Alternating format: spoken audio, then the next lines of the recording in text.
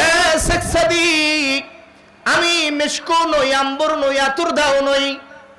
আমি একটা ফুল গাছের গোড়ায় ছিলাম। মাঝে মাঝে ফুল গাছ থেকে ফুলের পাপড়িগুলো ঝরা ঝরা আমি মাটির গায়ের উপর পড়তো। ফুলের পাপড়ির সঙ্গে আমার সম্পর্ক থাকার কারণে ফুলের ঘ্রাণ আমি মাটির ভিতরে প্রবেশ করছে। বলে খুশবু ইদার হাম্মা মেরুজে রসি দস্তে মাহবুবে বদস্তম বদু গুফতান কে মিসকে ইয়া আদিরি কে আজবুই দিলাওই যে তুমস্তম বগুফতামান গলে নাসি যে বুদম বলে কিল মুদ্দতে বাগল নশস্তম জমালে হম নসিদর মন আসর কর वगर नामन हुमा खाखम के हस्तम एकोदश नामेर आगारे बसिया हेरिनु माटिर ढेलाय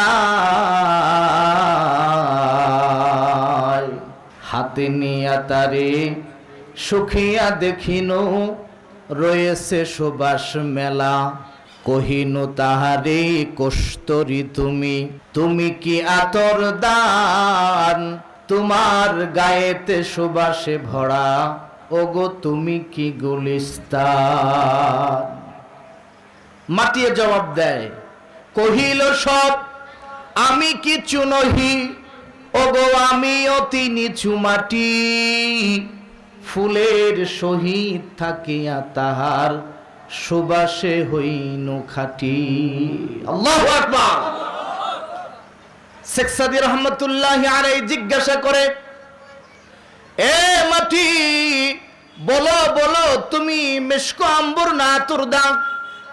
তোমার গা দিয়া কেমন যেন ফুলের গন্ধ করে, ফুলের ঘ্রাণ আসে, তুমি মেশকো আম্বর না আতর দাও? মাটি জবাব দেয়, কহিল সব কিছু আমি নহি ওগো আমি অতি নিচু মাটি ফুলের সহিত থাকিয়া তাহার সুবাসে হইনু খাটি। এই শেখ সাদী রহমতুল্লাহি আলাইহি মনে মনে চিন্তা করলেন, কত কবিতা বানাইলাম হাসরের ময়দানে আল্লাহ রাব্বুল আলামিন যদি আমাকে জিজ্ঞাসা করে, সাদী রে কত কবিতা বানাইলা, এত মেধা তোমাকে দিয়েছিলাম, এ শেখ সাদী আমার পয়গম্বরের শানে একটা কবিতা বুঝি লিখতে পারো নাই? আমার পয়গম্বরের শানে একটা কবিতা বুঝি তুমি বানাইতে পারো নাই? এই চিন্তা করে শেখ সাদী রহমতুল্লাহি আলাইহি খাতার কলম লইয়া আল্লাহর পয়গম্বরের শানে কবিতা লিখতে বসে গেছেন এবং বসে বসে রাত্র গভীরে নির্জন নিরালায় লিখতেছেন। বালাগাল উলা বিকামালিহি কাশাফাত দুজা বিজামালিহি হাসনাত জামিআ খিসালিহি। তিনটা লাইন শেখ সাদী রহমতুল্লাহি আলাইহি লিখেছেন। চতুর্থ লাইনের মধ্যে কি হবে এইটা আর শেখ সাদী রহমতুল্লাহি আলাইহি মিলাইতে পারে না। পেরেশান হয়ে গেলেন, কত বড় বড় কবিতা বানাইলাম, বিশাল বিশাল কবিতা বানাইলাম, জীবনে কোনোদিন ভাবা লাগে নাই, দরকার হয় নাই, টেনশন করা লাগে নাই। পয়গম্বরের শানে মাত্র 4 লাইনের কবিতা লিখতে যায় আমি তো পেরেশান হয়ে গেলাম। চতুর্থ লাইনে কি হবে আমি তো মিলাইতে পারছি না। শেখ সাদী রহমতুল্লাহি আলাইহি ভাবতে ভাবতে ঘুমায় গেছে। রাতের বেলায় স্বপ্ন দেখে আল্লাহর পয়গম্বর সরকার দু আলম হাবিবে কিবরিয়া মুহাম্মাদুর রাসূলুল্লাহ শেখ সাদী রহমতুল্লাহি আলাইহির মাথার কাছে দাঁড়ায় বলে, সাদী রে আমার শানে কবিতা লিখতে যায়া 3 লাইন লিখে চতুর্থ লাইন বুঝে মিলাইতে পারো না? ও সাদী চতুর্থ লাইনের মধ্যে লেখো সাল্লু আলাইহি ওয়া আলিহি লা ইলাহা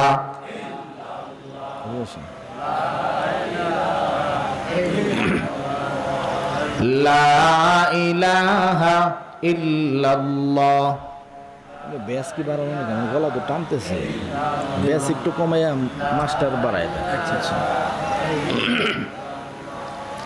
লা ইলাহা ইল্লাল্লাহ।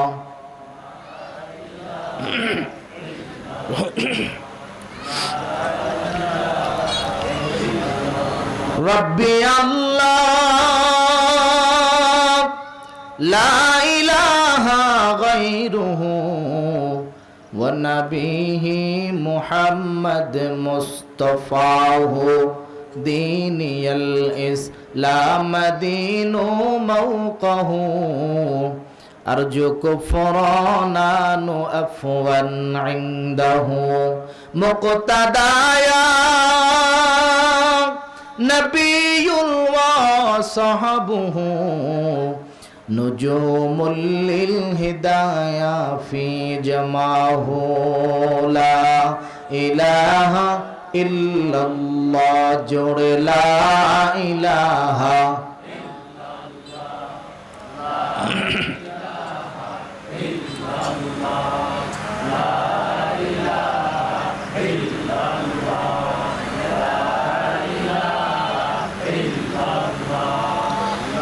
লা ইলাহা ইল্লাল্লাহ মুহাম্মাদুর রাসূলুল্লাহ সাল্লাল্লাহু আলাইহি ওয়াসাল্লাম। জামিয়া আরাবিয়া হযরত আলী রাদিয়াল্লাহু তাআলা আনহু মাদ্রাসা মসজিদ কর্তৃক আয়োজিত আজকের এই ওয়াজ মাহফিলের সম্মানিত সভাপতি, আগন্তুক দিগার হযরত উলামায়ে কেরাম, বেরাদারুল ইসলাম, মুরব্বিয়ান আযম, যুবক ভাইরা, মহান আল্লাহ রাব্বুল আলামিনের দরবারে আলিশানে শুকর এবং সুজুদ যে মহান রব্বুল আলামিন দুনিয়ার সমস্ত ঝামেলা থেকে মুক্ত করে বৈরী এই আবহাওয়াকে উপেক্ষা করে হাজার ও হাজার মানুষ এই মাহফিলের পোস্টারিং দেখেছে, হাজার হাজার মানুষের কর্ণকুহরে আজকের এই মাহফিলের মাইকের আওয়াজ পৌঁছে গেছে, মৌখিক দাওয়াত হয়েছে। এর মাঝখান থেকে আল্লাহ রাব্বুল আলামিন আমাদেরকে মুষ্টিময় কিছু মুমিন মুত্তাকিন কোরআন পিপাসুকে কোরআনের এই মজমায় কবুল করেছেন। এই জন্যে আল্লাহ রাব্বুল আলামিনের দরবারে আলিশানে মহান রবের দরবারে কালিমাতুশ শুকর আদায় করি, সকলেই পড়ি আলহামদুলিল্লাহ। ভালো কাজ চেহারা সুন্দর থাকলে হয় না, ভালো কাজ ক্ষমতা অনেক বেশি আছে করা যায় না, ভালো কাজ অনেক অর্থ প্রতিপত্তি আছে, দ্বীনের কাজ করা যায় না যদি আল্লাহ রাব্বুল আলামিন তাকে কবুল না করেন। এই জন্যে অনেক মানুষ বাড়ির থেকে বের হয়ে আসছে মাহফিলে যাব, আয়সা পেঁয়াজুর দোকানে ঘুরতেছে, আছে না? আমার গাড়ি যখন আসে দিক দিয়ে দেখছি মানুষ ঠেলে গাড়ি আসা যায় না। ওনাদের আমল নামায় তো ডাবল সওয়াব যাবে, ঠিক না? যাবে না? আর এই দোকানে যা পাওয়া যায় কিয়ামতের আগ পর্যন্ত আর কোনোদিন এই জিনিস পাওয়া যাবে না, বুঝেন নাই? এই পেঁয়াজও যে বিক্রি করতেছে, পেঁয়াজও কি আগামীকালও পাওয়া যাবে? সিনেমার দাম, জিলাপি আগামীকাল পাওয়া যাবে? তো যে হারে মাহফিল বাদ দিয়া জিলাপির দোকানে ভিড় করছে, মনে হয় কিয়ামতের আগে আর কেউ জিলাপি বানাইবে না।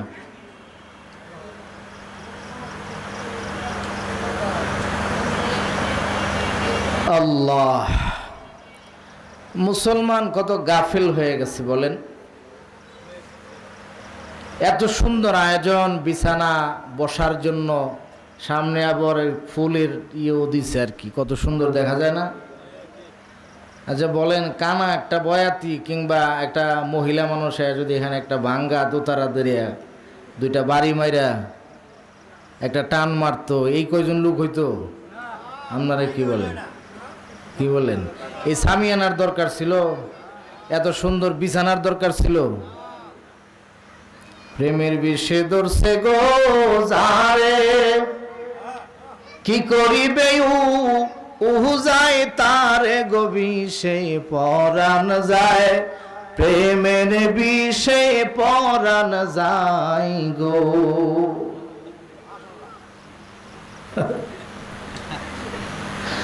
আমি ফরিদপুর থেকে মাহফিল করে আসি, এইরকম রাস্তায় প্রচুর ভিড়।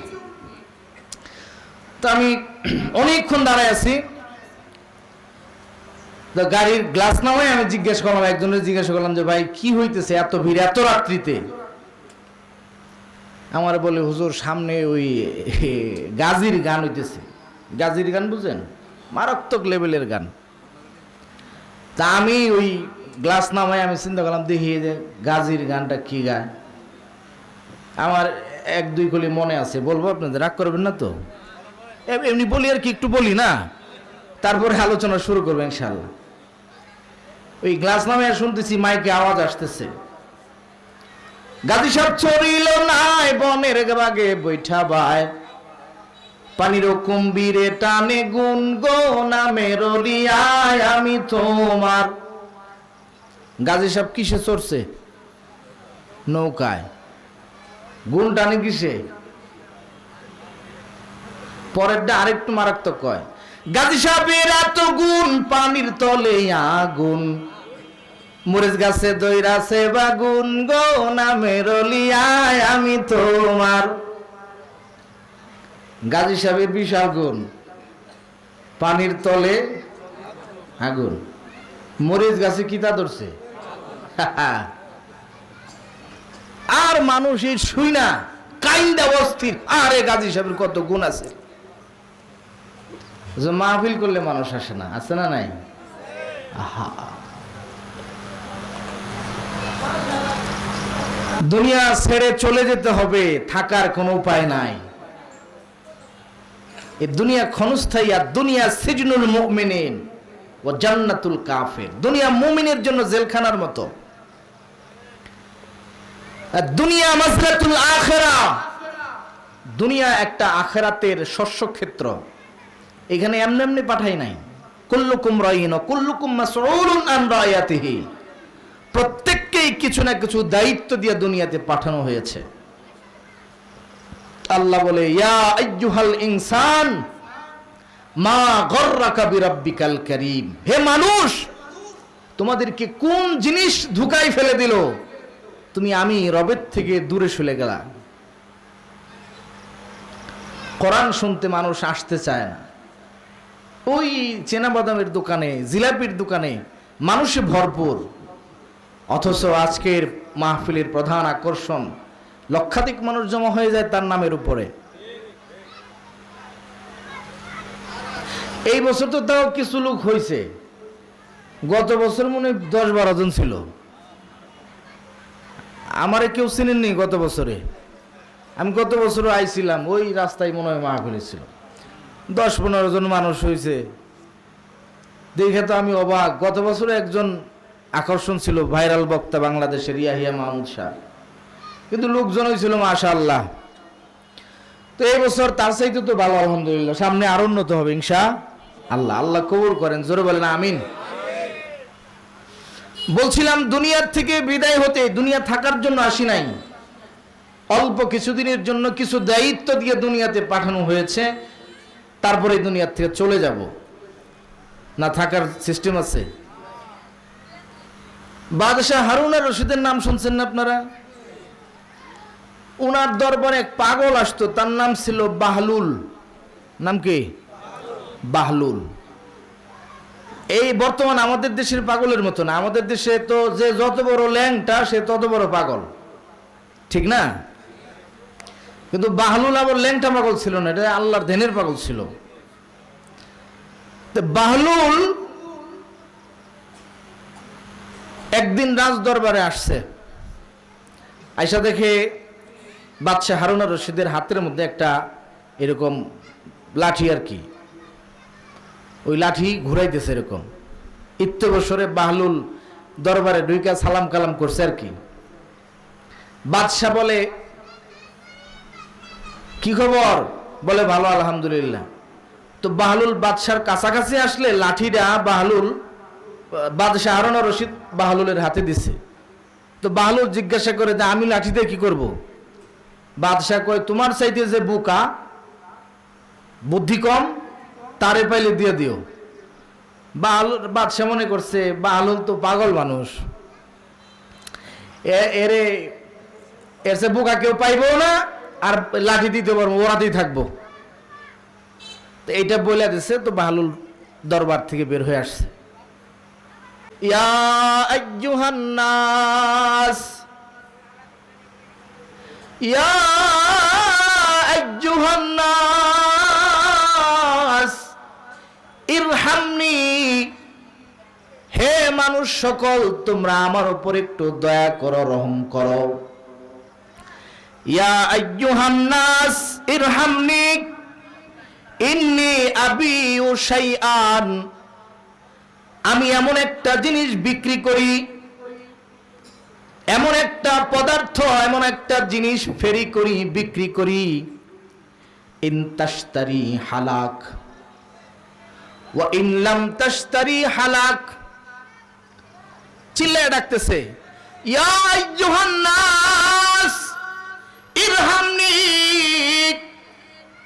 ইন্নী আবিউ শাইআ ইন্নী তাশতারি হালাক ওয়া ইন তাশতারি হালাক। চিল্লায় ডাকে আর বলে, হে মানুষ সকল, তোমরা আমার উপর দয়া করো, রহম করো। আমি এমন একটা পদার্থ বিক্রি করি, যেই পদার্থ তোমরা নিলেও শেষ হবে, না নিলেও শেষ হবে। পদার্থটা, বস্তুটা, পণ্যটা তোমরা নিলেও শেষ হবে, ওয়া ইল্লাম তাশতারি হালাক, না নিলেও শেষ হবে। তো এমন কোন বস্তু আছে নিলেও শেষ হয়, না নিলেও শেষ হয়? এই প্যাকেটের ভিতরে টিস্যু আছে, সম্ভবত 100 পিস টিস্যু আছে, বা আরো কম বেশি হইতে পারে, 140 শিট, যাই হোক।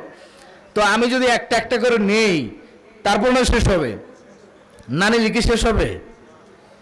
কিন্তু বাহলুল বলে, এমন একটা পদার্থ বিক্রি করি, যেই পদার্থটা নিলেও শেষ হবে, না নিলেও শেষ হবে। এই আওয়াজটা বাদশাহ হারুন আর রশিদের কানে পৌঁছে গেছে। বাদশাহ হারুন আর রশিদ বলে, এটা ধরে নিয়ে আসো, এটা কি পণ্য বিক্রি করে, নিলেও শেষ হয়, না নিলেও শেষ হয়, এটা জানার দরকার আছে। দৈরা রাজ দরবারে যখন নিয়ে আসছে, আয়সা দেখে এটা তো সেই বাহলুল পাগলা। কেউ কি এমন বস্তু বিক্রি করো যেটা নিলেও শেষ হয়, না নিলেও শেষ হয়? আচ্ছা, এই জায়গা এই দিক দিয়ে একটু খালি আছে, পিছনে কিছু ভাই দাঁড়ায় আছে, যদি আপনি আরেক বাইরে বসার জন্য জায়গা করে দেন, তো হয়তো হইতে পারে আল্লাহ জান্নাতে আপনার জন্য জায়গা প্রশস্ত করে দিবে। একটু জিকির করি আর একটু আগাইতে থাকি, কথাবার্তা না বলে। লা ইলাহা ইল্লাল্লাহ,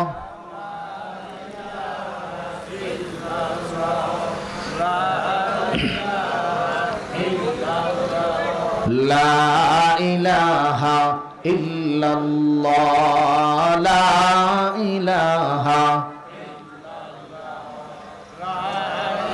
দাঁড়ানো ভাইরা বসে যান, দাঁড়ানো ভাইয়েরা বসে যান, ভিতরে জায়গা আছে ফাঁকা। লা ইলাহা ইল্লাল্লাহ মুহাম্মাদুর রাসূলুল্লাহ সাল্লাল্লাহু আলাইহি ওয়াসাল্লাম। মোহতারাম হাজরিন, তো বাদশা ডাক দিয়ে বলে, হে বাহলুল, কি এমন পণ্য বিক্রি করো যেটা নিলেও শেষ হয়, না নিলেও শেষ হয়? বাহলুল ডাক দিয়ে বলে, বাদশাহ, ও হারুন আর রশিদ, এমন একটা পণ্য আমি বিক্রি করি যেটা নিলেও শেষ হবে, না নিলেও শেষ হবে। বাদশা রে, ওই পণ্যটা হলো বরফ। কি পণ্যের নাম কি? বরফ যদি কারো হাতে থাকে এইটা ব্যবহার করলেও শেষ হবে, না করলেও আস্তে আস্তে এটা ভ্যানিশ হয়ে যাবে। ঠিক না ঠিক? বাদশা বলে, এক বালুর কোথায় সেই বরফ দেখাও। বরফ তো নাই। নাই মানে তুমি তো বলতেছো বিক্রি করো। কয় নাই, এটা বরফ নিয়ে ঘুরি না, কারণ এটা নিয়ে ঘোরার জিনিস না। বাদশারে জোরে জোরে চিল্লাইতেছিলাম, জোরে জোরে ফেরি করতেছিলাম, হকারি করতেছিলাম, যাতে এই আওয়াজটা তোমার কর্ণকর পর্যন্ত পৌঁছে যায়। তোমাকে দাওয়াত দেওয়ার মাধ্যম খুঁজতেছিলাম, কোন ভাষায় কি বইলা তোমারে দাওয়াত দিব। বাদশা তো কাছাকাছি যাওয়ার সুরত থাকে না, বহু বাধা বিপত্তি থাকে। ঠিক নেবে ঠিক বলেন? নেতা যখন মেম্বার হয় খুব সহজেই দেখা করা সহজ হয়, চেয়ারম্যান হয়ে গেলে আরো একটু কষ্ট হয়, এমপি যদি হয়ে যায় তো আরো একটু কষ্ট বেশি হয়, কিন্তু মন্ত্রী যদি হয়ে যায় নেতার দেখা পাওয়া বড় কষ্টসাধ্য হয়ে যায়, সিরিয়াল নেওয়া লাগে। ঠিক নেবে ঠিক জোরে বলেন? এ মুসলমান, বাহলুল বলে বাদশাহ খুঁজতেছিলাম কোন ভাষায় আপনার দাওয়াত দিব, দাওয়াতটা পৌঁছানোর জন্য। বাদশাহ রে, এই জন্যে তোমার রাজ দরবারের বাইরে দাঁড়ায় দাঁড়ায় চিল্লাইতেছিলাম, পণ্য নিবানি, এমন একটা পণ্য বিক্রি করি যেটা নিলেও শেষ হবে, না নিলেও শেষ হবে। ইনতাশতারি হালাক, নিলেও শেষ হবে, ও ইনলাম তাশতারি হালাক, না নিলেও শেষ হবে। এমন একটা আকর্ষণীয় কথা চিল্লায় বলছি যাতে তোমার কর্ণকুহর পর্যন্ত পৌঁছে যায়। এ বাদশা, বরফ তো আমার কাছে নাই, দাওয়াত দেওয়ার জন্য এসেছি। দাওয়াতটা কি জানো নি? এ বাদশা হারুন, আল্লাহ রাব্বুল আলামিন প্রত্যেকটা মানুষকে হায়াত নামক একটা পণ্য দিছি, দৌলত দিছি। প্রত্যেকটা মানুষকে একটা লিমিট অনুযায়ী হায়াতের সীমারেখা নির্ধারণ করেছি। ইজা জাআ আজালুহুম লা ইস্তাখিরুনা সাআতাও ওয়া লা ইস্তাকদিমুন। এ বাদশা, নির্ধারিত একটা হায়াতের সীমারেখা আল্লাহ রাব্বুল আলামিন দান করছেন। এই হায়াতটা যদি ইন্টারনেট আর ফেসবুক চালায় শেষ করো তাও শেষ হবে, হবে না? এই হায়াতটা যদি নারী নর্তকী ফাসেকার ফুজ্জাররে দেখা দেখা শেষ করো তাও শেষ হবে। আর এই মূল্যবান হায়াতটা যদি তাহাজ্জুদের নামাজে সেজদায় পড়া মালিকের দরবারে 2 ফোঁটা চোখের পানি নজরানা দিয়া দিতে পারো, তাহলেও এই হায়াতটা তোমার শেষ হবে। বাদশারে, ওই হায়াতকে ওই কাজে লাগাও যেই কাজে লাগাইলে আজরাইল তোমার জান কবজ করার জন্য যখন আসবে, আজরাইল ডাক দিয়ে বলবে, ইয়া আইয়াতুহান নাফসুল মুতমাইন্নাহ ইরজিই ইলা রাব্বিকি রাদিয়াতাম মারদিয়া ফাদখুলি ফি ইবাদি ওয়াদখুলি জান্নাতি। আল্লাহ কোরআনুল কারীমের মধ্যে বলেন, এমন দিলওয়ালা মানুষ দুনিয়ায় থাকবে যার জান কবজ করতে আইসা আজরাইল ডাকতে থাকবে, ইয়া আইয়াতুহান নাফসুল মুতমাইন্না, হে প্রশান্ত আত্মা বের হয়ে আসো, আসো বের হও। ইয়া আইয়াতুহান নাফসুল মুতমাইন্না ইরজিই ইলা রাব্বিকি রাদিয়াতাম মারদিয়া, তোমার রবের দিকে প্রত্যাবর্তিত হও, শান্ত দিলে আসো, খুশি মনে বের হয়ে যাও। আল্লাহ রাব্বুল আলামিন বলবেন, ফেরেশতারা কি বলো? বলো, আল্লাহ তোমার পবিত্র আত্মারে আমরা ডাকতেছি কিন্তু বাইর হয় না তো, কারণ এই জায়গাটা বড় মায়াবী জায়গা। এই জায়গার ভিতরে 60, 70, 80 বছর রুহুটা ছিল কিন্তু বাইর হইতে চায় না, ডাকি বাইর হইতে চায় না। আল্লাহ বলে, এই ফেরেশতার দল, বাইর হইতে চাইবো এমনি তো বাইর হয় না, এর পুরস্কারটা এর চোখের সামনে তুলে ধরো। আল্লাহ বলেন ফেরেশতারা মৃত্যুর পরে এই প্রশান্ত আত্মা পবিত্র আত্মা কোথায় যাবে? ওই জায়গাটা তার মৃত্যুর পরের জায়গাটা, যেই জায়গায় তার বাসস্থান হবে, ওই জায়গাটা তুলে ধরো, ওই জান্নাতের ছবিটা তারে দেখায়া দাও, তার থাকার জায়গাটা দেখায়া দাও। আল্লাহ বলবেন যখন এই কথা, ফেরেশতা তার সামনে জান্নাতের চিত্রটা তুলে ধরবে আর বলবে, ইয়া আইয়াতুহান নাফসুল মুতমাইন্না ইরজিই ইলা রাব্বিকি রাদিয়াতাম মারদিয়াহ ফাদখুলি ফি ইবাদি, শামিল হয়ে যাও পবিত্র বান্দাদের সাথে, আমার মহব্বতের বান্দাগুলোর দলে দলভুক্ত হয়ে যাও। ওয়াদখুলি জান্নাতি, জান্নাতে ঢুকে যাও। আল্লাহু আকবার বলেন। আর কিছু কিছু আত্মা থাকবে, তাদেরকে চুর ধরতে, ডাকাত ধরতে, সন্ত্রাসী ধরতে পুলিশদের এরকম দৌড়ায়, পিছনে পিছনে দৌড়ায় না, আর সন্ত্রাসী পুলিশের হাত থেকে বাঁচার জন্য যেমন দৌড়ায়, ওইরকম দৌড়াইতে থাকবে। আর আজরাইল আলাইহিস সালাতু ওয়াস সালাম, তাকে পুলিশের মতো একেবারে শক্ত হস্তে তার জানকে কবজ করা হবে। কিন্তু পবিত্র দিলওয়ালা, পবিত্র আত্মাওয়ালা ওই রূহগুলাকে জান্নাত দেখায় ডাকতে থাকবে। বাহলুল ডাক দিয়ে বলে, বাদশাহ দাওয়াত দিতে আসছি, দাওয়াত। বাদশাহী পায়া মাওলারে কিন্তু ভুলে যায় না, একটু জিকির করেন লা ইলাহা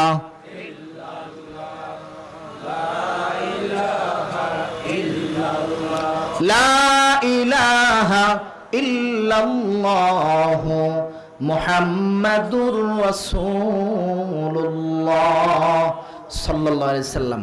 আমি এখানে আসার আগেও হুজুর আমার বলছিল যে হুজুর এই বছর আপনাকে পর্যাপ্ত সময় দেওয়া হবে না, যেভাবে বলছেন তো হুজুর চলে আসছেন, আর কতক্ষণ বসায় রাখবেন? গত বছরে একই হালত হয়েছে, আমি বসার কিছুক্ষণ পর পরই হুজুর চলে আসছে। আর এনারা এত ব্যস্ত মানুষ, এনাদেরকে বসায় রাখাটাও বেয়াদবি। আমি তো ভাবছিলাম যে সময় একটু, কারণ আমাকে যে দায়িত্ব দেওয়া হয়েছে এইটা মনে করেন ডাকাতির চাইতে কোনো অংশ কম না। বোঝেন না এই কথাটা? অনেকে টের পাইছে যে কি দায়িত্ব দিছে। মনে করেন ডাকাইতে ধরছে, কাউরে ডাকাতি ধরছে, দইরা যদি কয় যে এই আলমারির চাবিতে টাকা গহনা কই রাখছ দিয়ে দে, আপনারা বলেন সাথে সাথে চাবি দিয়ে দেয়? আরে ভাই কি বলেন, সাথে সাথে দেয়। মায়ের খায়া, লাত্তি উষ্টা খায়া, চাপা চুপা কাইট হওয়ার আগে আর চাবি প্রথম করে আমি জানি না চাবি কই আছে, ঠিক না ভাই? ঠিক বলেন। তারপর যখন মাইরা গলায় ছুরি ধরে দিলে তো নাহলে একদম কতল করে ফেলাম, তখন না চাবি বাইর করে দেয়, ঠিক না? আর এই দায়িত্ব আমারা দিছে যে কিছু বুঝেন না অবস্থা, তত সহজে এই জন্য একটু সময় লাগে কালেকশন করতে হইলে। তো যাই হোক, আমি যতটুকু সম্ভব আমি চেষ্টা করতেছি, আল্লাহ তৌফিক দান করেন, জোরে বলেন আমিন। তো বাহলুল বলে দাওয়াত দিতে আসছি। কি দিতে আসছি? দাওয়াত দিতে আসছি। তো বাদশাহ বলেন, এই বাহলুল যখন আমার দরবারে আসবে খালি ওপেন করে দিবা, ছাইরা দিবা রে, এই আমার দরজা তার জন্য সবসময়ের জন্য উন্মুক্ত রেখে দিবা। তো সর্বসময় বাহলুল বাদশাহ হারুন আর রশিদের দরবারে আসা যাওয়া করতেন। তাদের নসিহত কেমন ছিল! আর আমাদের দেশের পাগলটা খালি ল্যাংটা হয়ে ঘুরে, ঠিক না? যে যত বেশি ল্যাংটা সে তত বড় বুজুর্গ পাগল। আল্লাহ আমাদের সহি বুঝ দান করেন। কোরআনুল কারীম থেকে একখানা আয়াতে কারিমা তেলাওয়াত করেছি। আল্লাহ বলেন, কুল ইন কুনতুম তুহিব্বুনাল্লাহ ফাত্তাবিউনি ইউহিব্বুকুমুল্লাহ ওয়া ইয়াগফির লাকুম যুনুবাকুম আল্লাহু গফুরুর রহিম। আরো একটা আয়াত পড়ছিলাম, ওদিকে যাওয়ার সুযোগ নেই। আমি এই আয়াতের উপরে একেবারে সার সংক্ষেপে কয়েকটা কথা বলে আপনাদের কাছ থেকে বিদায় নেব ইনশাআল্লাহ। আল্লাহ রাব্বুল আলামিন এই আয়াতের ব্যাখ্যা আপনারা কতবার শুনছেন এটার কোনো হিসাব নাই। এটা কমন একটা জায়গা, যে জায়গায় সবাই বয়ান করে। আল্লাহ বলে, কুল হে রাসূল আপনি বলেন, ইন কুনতুম তুহিব্বুনাল্লাহ, তোমরা যদি আল্লাহর ভালোবাসা পাইতে চাও, ফাত্তাবিউনি, তাহলে আমি রাসূলকে অনুসরণ করো। তাহলে লাভ হবে কি? ইউহিব্বুকুমুল্লাহ, তাহলে তোমরা আল্লাহর ভালোবাসা, আল্লাহর মহব্বত পাইবা। যদি আল্লাহর মহব্বত পাইয়া যাও একবার, ওয়াগফির লাকুম যুনুবাকুম ওয়াল্লাহু গফুরুর রহিম, আল্লাহ বলে তোর জিন্দেগীর সব গুনাহ আমি আল্লাহ মাফ করে দেব। তো সেই জায়গা পর্যন্ত যাইতে হলে রসুলের মহব্বত দিলে ধারণ করতে হবে, ঠিক না? রসুলের মহব্বত ছাড়া আল্লাহ পর্যন্ত পৌঁছা সম্ভব হবে? রসুলের মহব্বত ছাড়া আল্লাহর ভালোবাসা পাওয়া সম্ভব হবে? রসুলের ভালোবাসার মহব্বত ছাড়া আল্লাহর ভালোবাসা, আল্লাহর মহব্বত পাওয়ার কোনো সুযোগ নাই। এই জন্যে মহব্বত করতে হবে। কেমনে করতে হবে এইটা শিখাই দিয়ে গেছেন সাহাবায়ে কেরাম। কারা শিখাইছেন?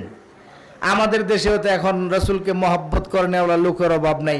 রবিউল আউয়াল আসলে সবাই আশিকে রসুল, ঠিক না ভাই? ঠিক বলেন। রবিউল আউয়াল আসলে সব আশিকে রসুল। আরে নাচানাচি, কোদাকুদি, ফালাফালি সব কয় বিরাট আশিকে রসুল।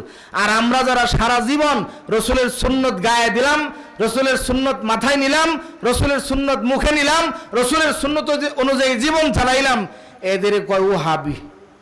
কিবি? ওহাবি।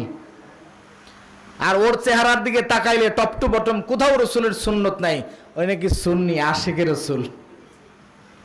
রসুলকে মহব্বত করবো শুধু রবিউল আউয়ালে না সারা বছর?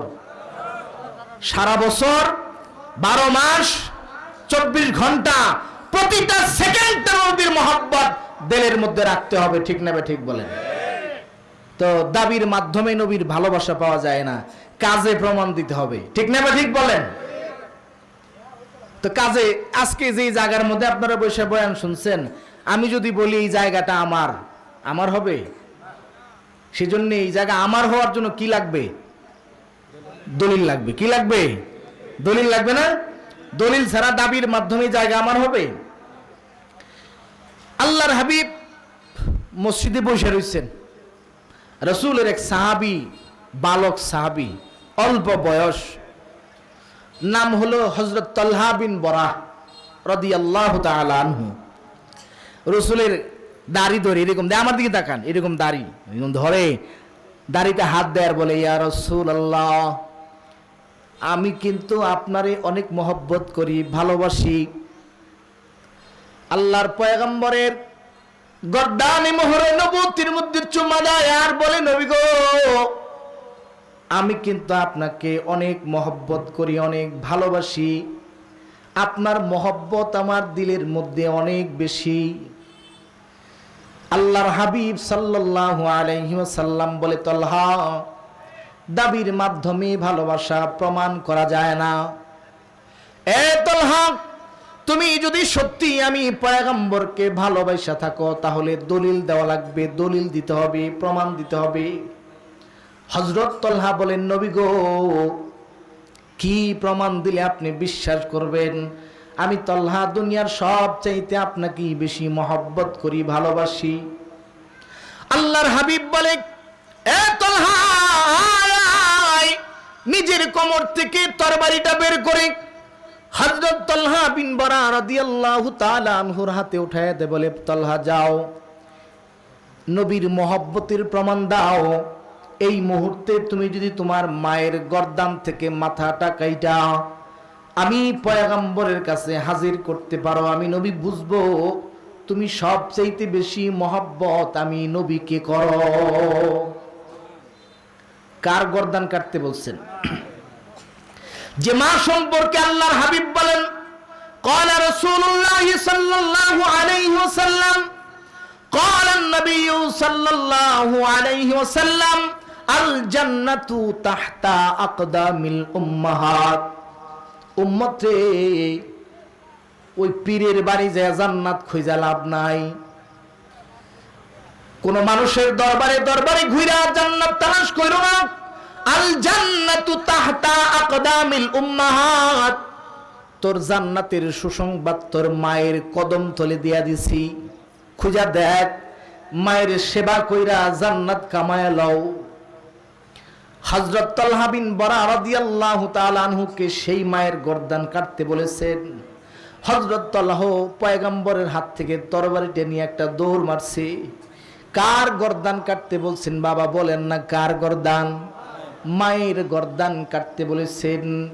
মায়ের দোয়া লও হে মুমিন, মায়ের দোয়া লও, মায়ের দোয়া লও হে মুমিন মায়ের দোয়া লও, বিপদে পড়বে না তুমি যখন যেথায় যাও, বিপদে পড়বে না তুমি যখন যেথায় যাও, মায়ের দোয়া লও হে মুমিন মায়ের দোয়া লও।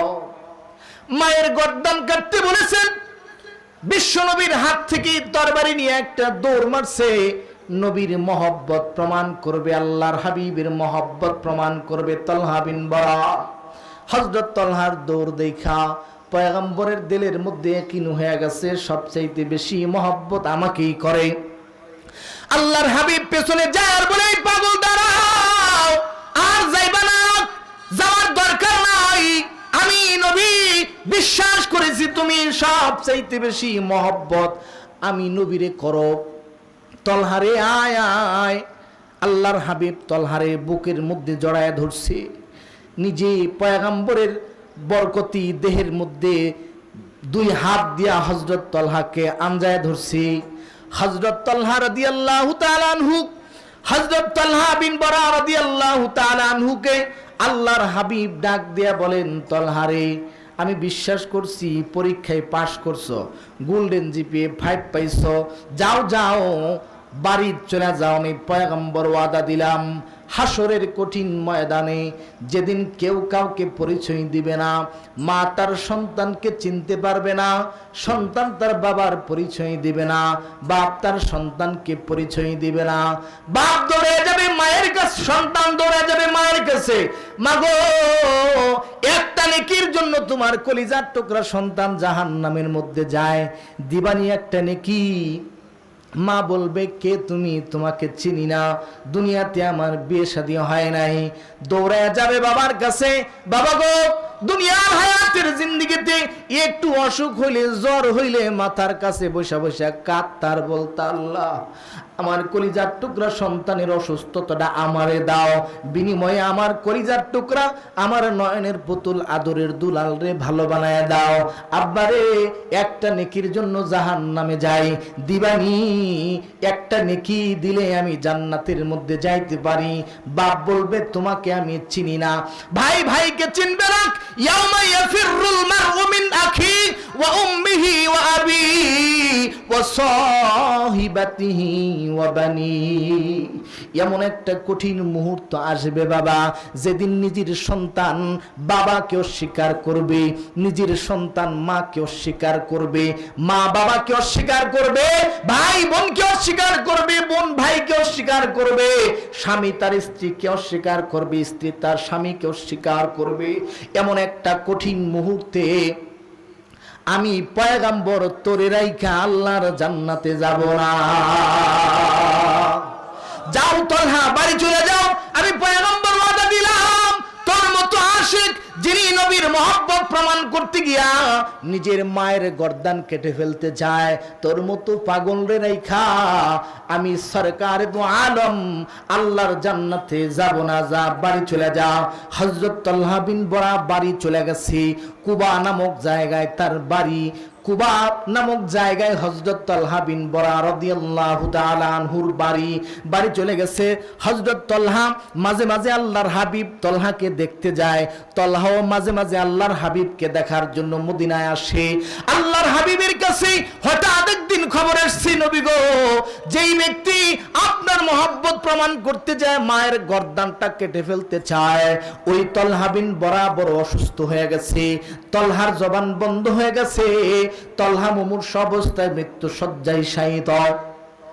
আল্লাহর হাবিব তার কলিজার টুকরা আশিকের খবর শুইনা, কলিজার টুকরার খবর শুইনা, আল্লাহর হাবিবের পছন্দের সাহাবী, যে সাহাবী নবীর মহব্বত দুনিয়াতে প্রমাণ করার জন্য মায়ের গর্দান কেটে ফেলতে প্রস্তুত, দৌড়ায়া যায় তরবারি নিয়া। ওই সাহাবী অসুস্থ, নবীর দিলের ভিতরে মায়া লাগছে। আল্লাহর হাবিব আর দেরি করে নাই, মুহূর্তের ভিতরে রওনা হয়ে গেছে কুবার দিকে। কুবায় আসলেন, হযরত তলহা বিন বরা রাদিয়াল্লাহু তাআলা আনহুর বাড়িতে আসছে আল্লাহর নবী সরকার দু আলম হাবিবে কিবরিয়া মুহাম্মাদুর রাসূলুল্লাহ তালহা বিন বারা রাদিয়াল্লাহু তাআলা আনহুর ঘরের মধ্যে ঢুকে দেখি তালহার জবান বন্ধ হয়ে গেছে। তালহার চোখের কোনা বেয়ে বেয়ে পানির ফোঁটাগুলো ঝর্ণার মতো ঝরে ঝরে পড়তেছে। পয়গম্বরের চেহারার দিকে তাকায়াম, কি যেন বলতে চাই কিন্তু জবান খুলে না।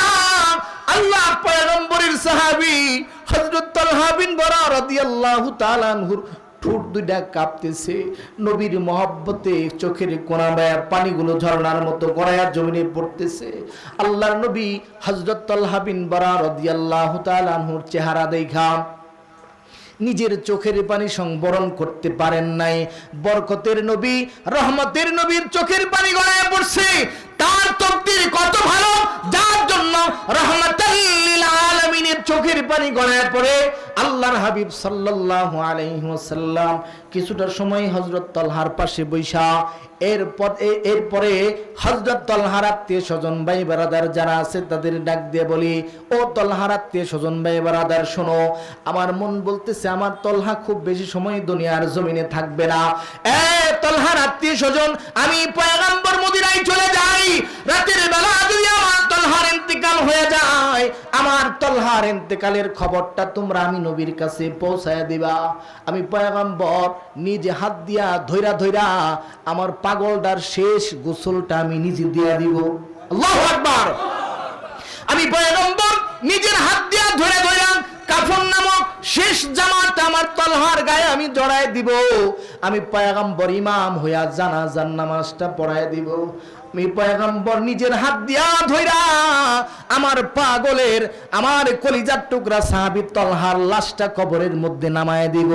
যাও যাও, আমি চলে যাই, খবরটা কিন্তু আমার কাছে পৌঁছায় দিবা। আমি নবী খবরটা শুনলে আমার তালহার জানাজাটা আমি পড়াবো, কাফনটা আমি পড়াবো। আমার এই হাত দিয়া ধরে ধরে আমার তালহার শেষ গোসলটা আমি দিয়া দিব, খবরটা কিন্তু পৌঁছায় দিবা। আল্লাহর হাবিব মদিনায় চলে আসছে। আল্লাহর কুদরতে কদিরত, আল্লাহর কুদরতে হযরত তালহা বিন বারা রাদিয়াল্লাহু তাআলা আনহু জবানটা খুলে গেছে। হযরত তালহা ডাক দিয়ে বলে, ভাই রে আয় আয় আমার কাছে আয়। আমার মন বলতেছে আমি খুব বেশি সময় দুনিয়ার জমিনে থাকবো না।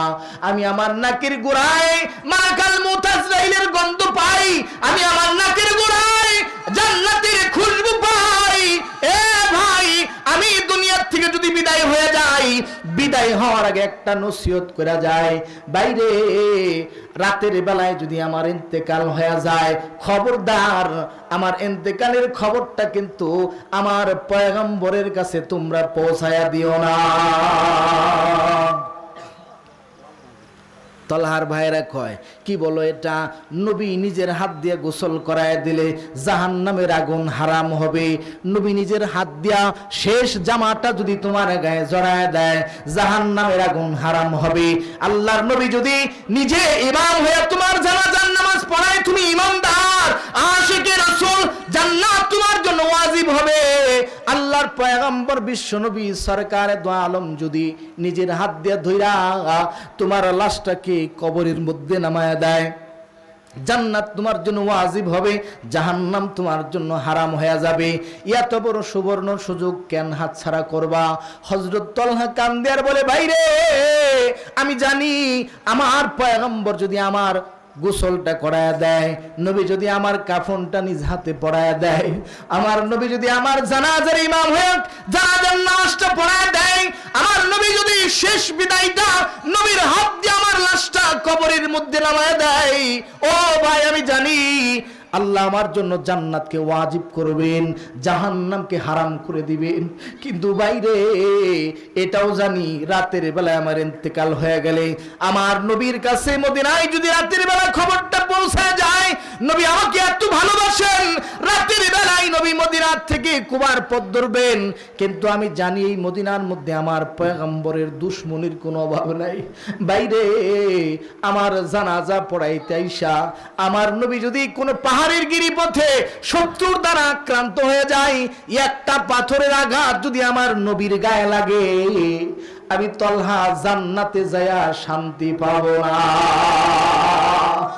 আমি জাহান্নামে যায় শান্তি পাবো যদি দেখি দুনিয়াতে আমার পয়গম্বর নিরাপদে আছে। এটার নাম মোহাব্বত। এটার নাম কি? এটার নাম মোহাব্বত। এটার নাম আশিকে রাসূল।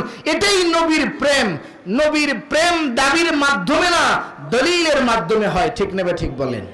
আজকের এই মাহফিল নবীর প্রেমের একটা বহির প্রকাশ ঘটানোর জায়গা আছে। সেটা হলো আমরা মসজিদকে আল্লাহর ঘর বলি বাইতুল্লাহ, আর মসজিদ আবাদ করার জন্য যেই লোকগুলো দরকার, ওই লোকগুলো যেই ফ্যাক্টরিতে তৈরি হয় ওটার নাম হলো মাদ্রাসা।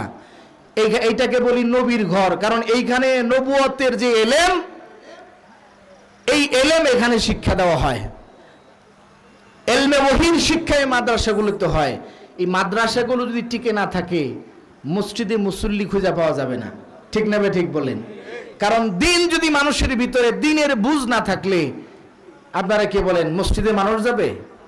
সুতরাং যতদিন এই মাদ্রাসাগুলো টিকে আছে ততদিন দিন টিকে আছে। মাদ্রাসা নাই তো দিন শেষ হয়ে যাবে। এই জন্য এই মাদ্রাসাগুলো টিকায় রাখার দরকার আছে না? আসেনি?